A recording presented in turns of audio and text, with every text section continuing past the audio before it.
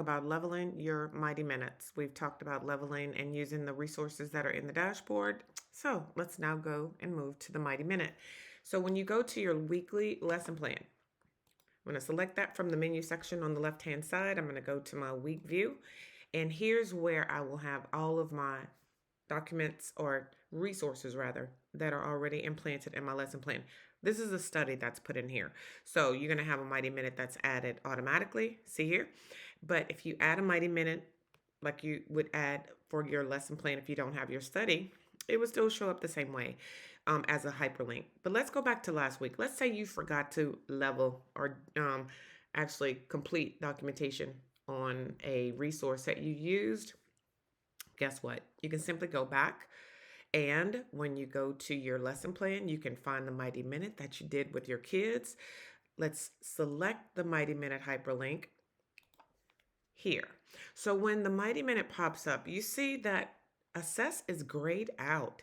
And it is grayed out because you have to go down to the bottom of the card and you have to select the kids, because it doesn't mean that everyone participated in this Mighty Minute activity. So I'm going to select those kids that actually did participate in this Mighty Minute that I observed during this Mighty Minute activity. And you'll see you get your notification that your students have now been added. When you go back up to the top, you'll notice that now you can assess this card.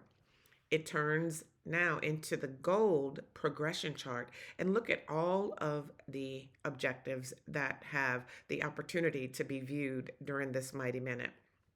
So I'm going to assume that 8A and 9A, of course, 9B, or, of these five that are here, I'm going to, let's see, I'm sorry, 1, 2, 3, 4, 5, 6 that are here. All of them may not have been observed, because you got to remember, just because they're on the card, that means that they are opportunities. It does not mean that you observe them all. So I'm going to go to the progression chart and look at the indicator for these students' performance or observed opportunities during this Mighty Minute. So I'm going to level these students that are attached here, and then I can move over to 9A. So I toggle between these two. So that's completed. Now, let's say they didn't do 9B, right? I'm going to skip over that and go to 13. And then I will level again according to what I observed. And then let's, for good measure, do 15C. Okay, so now I'm going to save this as documentation.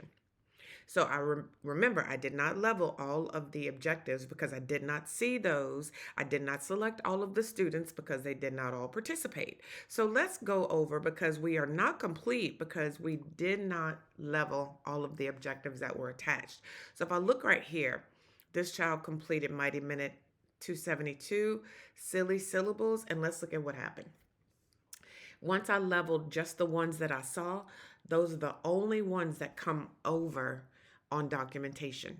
So you really have the opportunity in your weekly lesson plan to only select those Mighty Minutes that are observable or have been observed during that particular activity, the Mighty Minute, and you can do that directly from your lesson plan. And again, you get this notation of a blue check mark that you leveled this activity. So this is your Mighty Minute.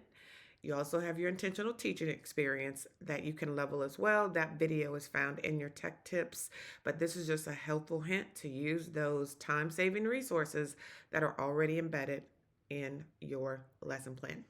Have a great rest of your day. If you need any more help, Marla at mbanksconsulting.org. Send me an email. I'm happy to answer any questions.